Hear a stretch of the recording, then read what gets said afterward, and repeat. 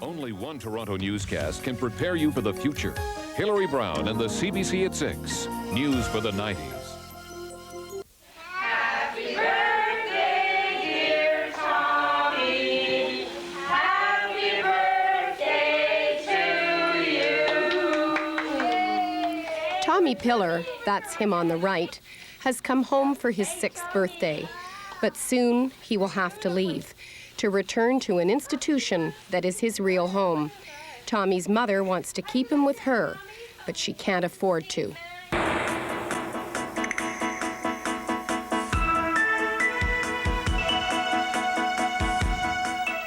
Hello and welcome to another edition of DNet, the Disability Network. I'm Joe Coughlin. And I'm Susan Pettit. Tommy Pillar has trisomy 13 syndrome. It's a genetic disability caused by too many chromosomes. It usually leads to early death. Tommy has had 3 cardiac arrests and 53 respiratory arrests. He's mentally handicapped, underweight, and has a low immunity system. Tommy lives in Belleville, Ontario, in a privately run institution. That's a 2-hour drive from Toronto, where Joan Pillar lives. She says Tommy could live at home with her if the government would give her the money it spends to keep Tommy in the institution. Joining Susan in the interview area is Joan Pillar and Larry Berry. He's Joan's social worker with the Catholic Children's Aid. Welcome to our show. I'd like to start by taking a look at the video that you shot at home with Tommy for his 6th birthday.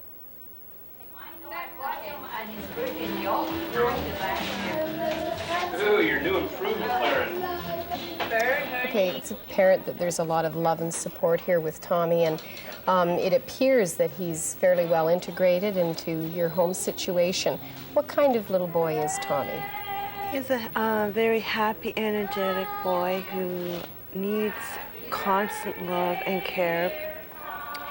He expresses a unique language of what you want, what he wants from you, and vice versa. He can understand what I want from him, and also anybody who's around him will pick up his language.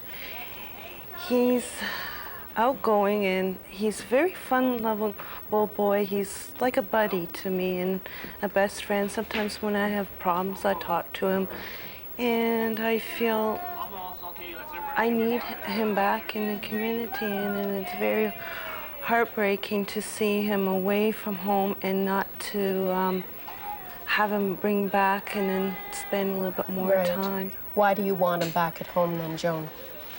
To be closer, and because we have a unique bond between the two of us. It's deep enough that I get very depressed every time I leave him at the group home, and because there's no privacy there, I feel cheated. That I see other parents with their children, and even with parents with their handicapped children, having a good time in the mall or anywhere on the streets. So if you couldn't have him back at home then, if that's not the way the situation would be, where would you want him? In Toronto, preferably in Etobicoke or North York, anywhere that is a community distance with the TTC, a short distance if it's by GO bus.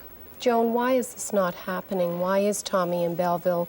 Why is he not at home? The ignorance of the society's viewpoint of having a group home, because they feel that their children will tend to copy the children with special needs, the vocalizing and the attitudes of the parents. And if they can allow them to be in integration, having their children interact like that, but why cannot they have it in their own community, on the street, just playing like other children are playing on the street? Just because one's differently, Tommy still has that need to socialize with other kids and thrive, and that's why he's living long, because I'm developed a social, cognitive way for him to deal with people. Right. Larry, is Joan's story a familiar one to you? Very much so. Why is that?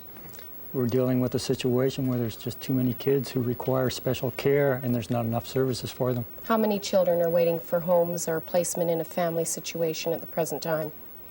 Probably on the Metro Association community waiting list, close to maybe 1,000 individuals waiting for placement. So why is this happening then? We're in a crisis situation. The government has not recognized until recently that we had this type of population out there in the numbers. And it's only been recently that they've recognized it and now are starting to come to grips with it. I'd like to thank both of you for joining us on the Disability Network. Thank you. This is the front page of this past Wednesday's Toronto Sun. For the benefit of our blind viewers, it is a full-page cartoon depicting Ontario Treasurer Robert Nixon as a blind man begging for money. The Nixon character is wearing dark glasses and holding a tin cup full of pencils. We asked two blind persons to comment. They are John Ray, a consultant with the Ontario Government Handicapped Employment Program, and Roy Jones, an employment counselor with Access Connections. We thought that by now, 1990, this tin cup image would be in our past. Not only is this portrayal totally objectionable, but also it's injurious to all of our attempts to become fully part of the mainstream of Canadian life. Mr. Jones? I do agree with my friend and colleague. I think the cartoonist, the publisher, the editor, all these people need to be sensitized and to be re-educated as regards their role and their place in society, just as the blind person has certain skills and abilities that he or she has to offer in enhancing our community. I think this portrayal is in bad taste, and with all the education and legislation that we have, somebody seems to have fallen short. What kinds of things can blind people do to make sure that these kinds of things don't happen again? We need to work with press councils to prevent this sort of thing happen. Can you imagine if a black person were portrayed in this manner? The black community would be out in the streets protesting and protesting to the Human Rights Commission. We need to speak out and speak out loudly against this kind of manipulation. And this was a headline on the sports page of Wednesday's Globe and Mail.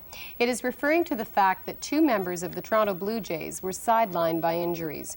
Gruber, a one-man band for Gimpy Blue Jays. Needless to say, the word gimp does not go down well with many disabled persons. Speaking of the Globe and Mail, we want to thank the Globe's Broadcast Week magazine for its profile of our show. Unfortunately, the article repeatedly refers to us as the Disabled Network. Joe and I are disabled, but the program is called the Disability Network, DNET for short. We'll be right back.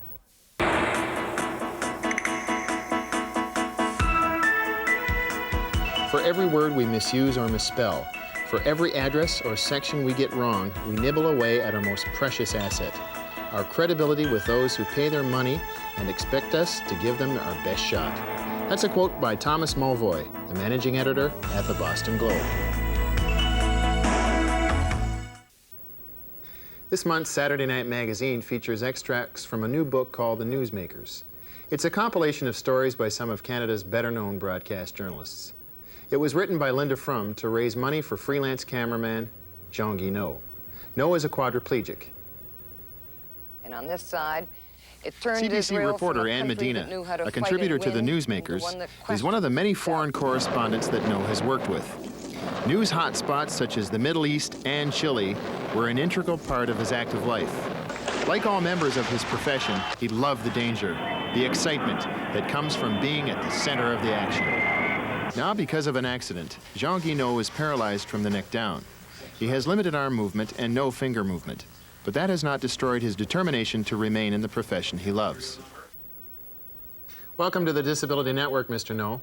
We know that you want to stay in broadcasting. Is that a realistic option at this stage? Well, it's what I've been at, I guess, all of my working life. And right now, I can't see doing anything else. I mean, I couldn't way back when. That's the way I'd like to keep it. What kinds of things can you do now that are different from before your injury? Oh, quite a bit. Still to directing, and I've done some consulting work, and also getting out in the field and just working with actors in one case, and it worked out really well. Is there a possibility of you getting into a technical position like the one you had before your injury? Possibly, with some of the discoveries they're coming up with now. I've heard there's a fellow, I think maybe Calgary or Winnipeg that has a video camera attached to his wheelchair and is actually producing his own videos.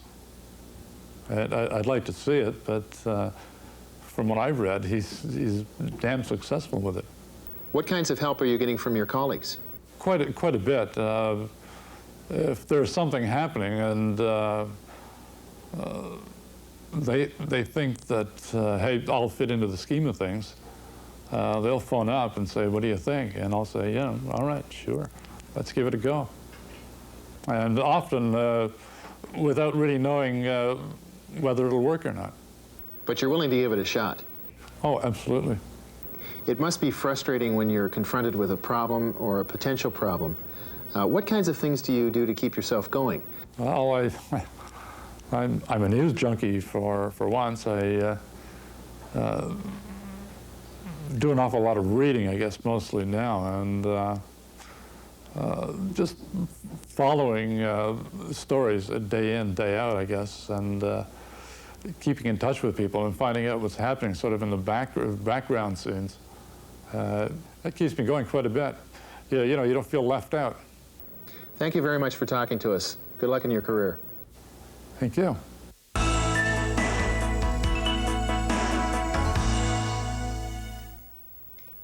For our next story, we're going down east to Newfoundland. When a baby doesn't get enough oxygen, it affects the baby's brain. And Wendy, I guess that's what happened to you. These are students at Menahek High School in Labrador City, Newfoundland. They have dedicated long hours to a play about developmentally handicapped adults. Student input was used to help piece together the drama, but as CBC reporter Peter Ryan points out, the students didn't stop there. Do you like playing video games and stuff like that? Yeah. Yeah, we got a new arcade open now. Do you? Yeah. Wendy Chambers has the lead role.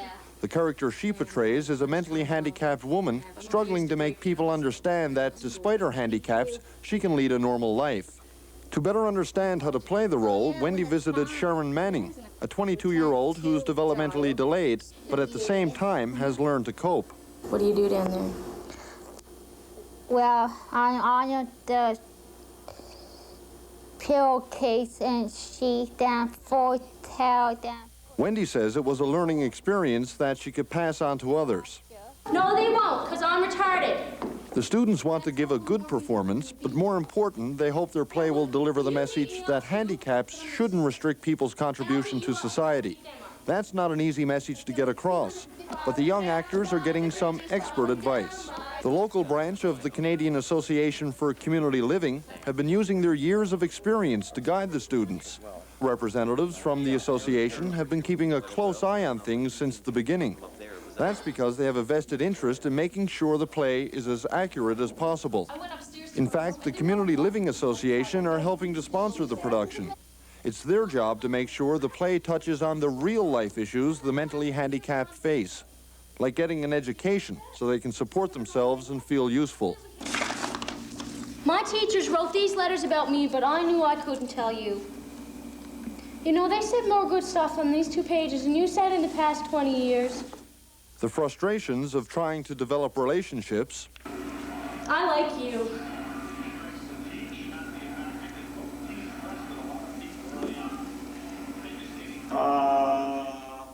It's a play about learning and teaching. And now that the students have gained the experience, they want to pass a simple but very important message on to others. People are always talking about how my character is mentally handicapped and different and things like this, but I guess the main thing I've learned is that she's not really all that different. She's like everyone else. Everyone has their handicaps. It's just some are a little more obvious than others, and then everyone has to deal with them. Peter Ryan, CBC News, Labrador City.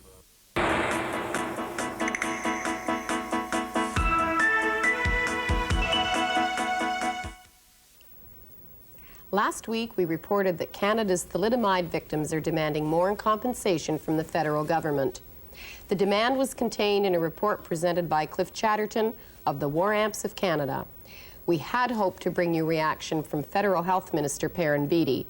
5 days after that press conference, Beatty's office said the minister had yet to read the report, and he was unavailable for comment.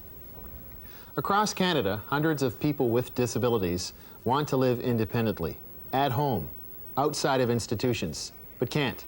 Today we'll look at one such case in Alberta. The reporter is Graham Thompson in Edmonton.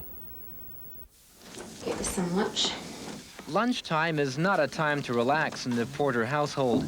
Jerry Porter has rushed home from her full-time job for a few minutes, just enough time to make her husband a bite to eat.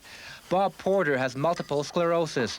His wife works full-time, looks after 3 children, and cares for her disabled husband, doing everything for him, cutting up his meals, getting him in and out of his wheelchair. I'm asking to keep my family together. I'm asking to have my husband home with me. For the most part, the Porters are struggling alone. They get no financial help at all from the province. Bob doesn't qualify for home care subsidies because he is not terminally ill and he is not over 65. His only alternative is to leave his family and live in a hospital. That would cost taxpayers $40,000 a year, 4 times the cost of home care.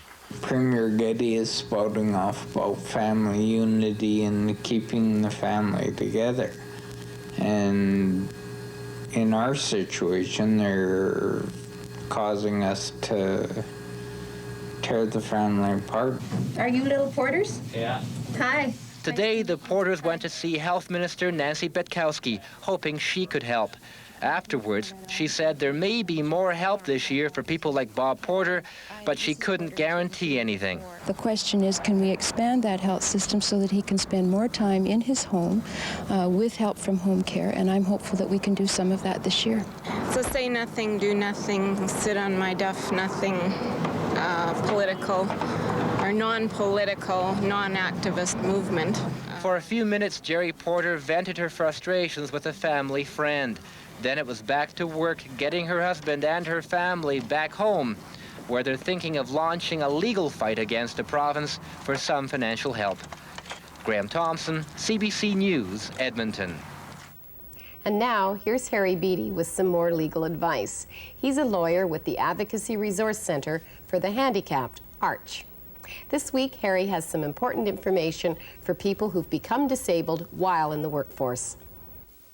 Disabled people often don't know their rights under the Canada Pension Plan, or CPP. Many have lost their entitlement to CPP disability benefits by waiting too long to apply for them. If you've contributed to the CPP out of your earnings and you're unable to work because of a disability, you should get an application form and apply at once. The eligibility rules are technical, but the basic principle is that you must have contributed to CPP in 2 of the last 3 years or in 5 of the last 10 years in your contributory period. Your contributory period is determined by when you apply. If you apply too late, you may be found ineligible for Canada Pension disability benefits, even if you are clearly disabled. If you think you may qualify, apply now. Don't wait because you're receiving benefits from another plan. Don't wait because there may be a slight hope you'll get back to work. Don't wait for any reason. There are special eligibility rules which may benefit those who've stayed home to look after small children, those who've been through a marriage breakdown, and those who've contributed to plans in other countries with which Canada has an agreement. Don't assume you're not eligible. Apply. Application forms and information are available from Health and Welfare Canada. Look under the federal government listings in the blue pages of your phone book and find Health and Welfare Canada. Underneath there will be a number for income security programs.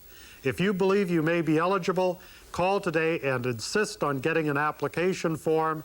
Don't delay or your CPP disability pension may be lost forever. For the Disability Network, I'm Harry Beattie. These are the application forms that Harry was talking about. If you have any legal questions related to disability, write to us and we'll pass them on to Harry or the other lawyers at ARCH. For pedestrians who are blind, road traffic presents a serious risk. To get around, they have to rely on traffic sounds.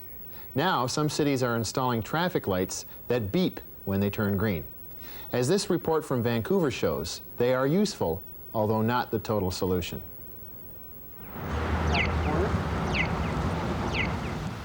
The funny little sound you hear is a 5-second electronic beep. It's designed to help sight-impaired people cross the street at key intersections in the city.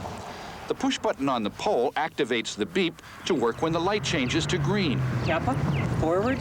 It runs long enough for someone to get out into the intersection.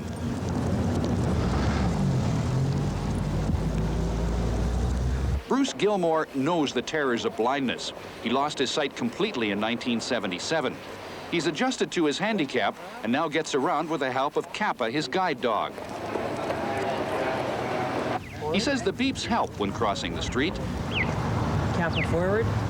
The number of beepers in use at intersections in Vancouver is limited now, but will be increased as the city grows. They're quite common in many European and Asian countries, and they're becoming much more popular in North America. Bruce Gilmore says the beepers are just a small example of how the needs of the handicapped can be met through input from people with disabilities. We're basically compensating for the inability to see or to walk or to use our right arm or a restricted movement in our right arm, and we compensate for it through technology, through our own initiative, and through public understanding. Bob Gillingham, CBC News, Vancouver. If you know of other similar innovations across Canada, let us know. You're watching DNet, the Disability Network. We'll be right back.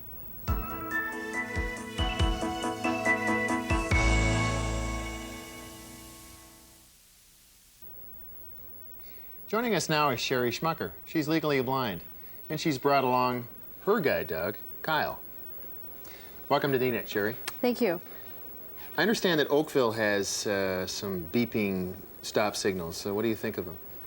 I think they're great. I think it is a great way for a blind person to recognize, for one, that they are at the intersection, and second of all, when it's okay for them to walk. I think it's a really good idea. Now, we've seen some other things about guide dogs tonight, too. Kyle is such a beautiful dog, and I want to pet him. What should we be doing about those kinds of things? I think number one rule is that you should ask if it's okay to pet the dog. Some individuals do allow it. Myself, I don't. I really don't like it because Kyle is a very young dog and he is easily distracted. Right. So I prefer if people want to pet the dog that they come up and ask, and at that time I would ask the dog to sit so that I have him in full control, and then I would allow the person to pet him. How did you feel about the front cover of the Sun, to talk about another matter? I thought that was very distasteful. I thought that was a very bad portrayal of blind people. Great, thanks. Okay, you're welcome. Susan, we've had a lot of response from our viewers once again this week. Yes, we have, and that includes viewers from the States. This letter is from Carol Mall of Depew, New York. She writes, "It is refreshing to see a program that understands the many problems facing the disabled. An able-bodied person never thinks twice about a payphone, but when it becomes an insurmountable task to a person using a wheelchair, you do think about it. If every normal person had to use a wheelchair for one day, they would understand how many problems we do face. Yes, many places have installed ramps, but if they are too steep, even a ramp is of little use. Thank you again for your insight in presenting the program. All disabled persons feel the same. We are people first and differently abled." That letter is from Carol Mall. She's the Vice President of the Fellowship of the Disabled in Depew, New York. We'd like to hear more from more viewers south of the border. You can write to us at the Disability Network, CBC, Box 500, Station A, Toronto, M5W 1E6.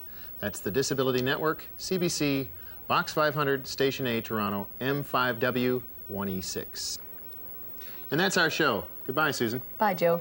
Goodbye, Sherry. Goodbye, Joe. Bye, Kyle. And we'll see you next week. Bye-bye.